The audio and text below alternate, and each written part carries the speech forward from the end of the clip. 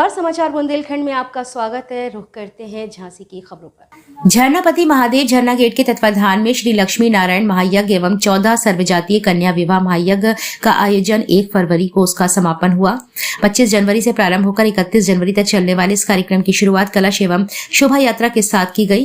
वृंदावन की भागवत कथाचार्य संस्कृति दीदी द्वारा निरंतर 7 दिनों तक भागवत कथा का वाचन किया गया, जिसमें मुख्य अतिथि के रूप में संघर्ष सेवा समिति के संस्थापक एवं जनपद के प्रतिष्ठित समाज सेवी डॉक्टर संदीप सरावगी एवं संयोजक के रूप में पंडित बलवीर रावत, महंत अलबेला सरकार, भाजपा नेत्री कविता शर्मा एवं संतोष श्रीवास उपस्थित रहे।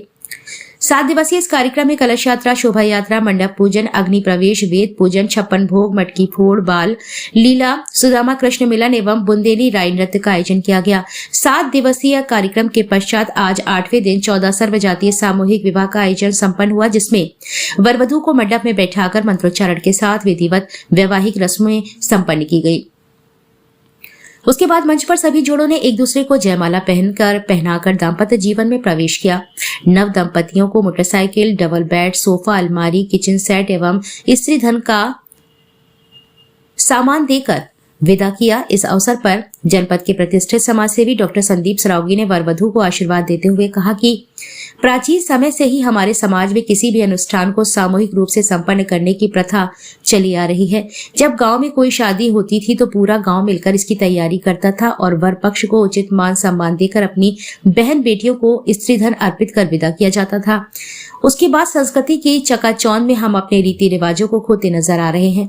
आज विवाहों में वर और वधू पक्ष दोनों जगह आगंतुकों की संख्या लगातार कम होती जा रही है। सनातन धर्म के 14 संस्कारों में विवाह महत्वपूर्ण संस्कार है।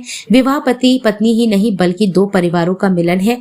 पति पत्नी अगर एक दूसरे की आवश्यकताओं को भली भांति समझते हैं तो उनका दाम्पत्य जीवन सफल हो जाता है। वहीं संस्कारों के अभाव में कई परिवार बिखर भी जाते हैं। इसलिए हर माता पिता को अपने बच्चों में अच्छे संस्कारों का समावेश करना चाहिए।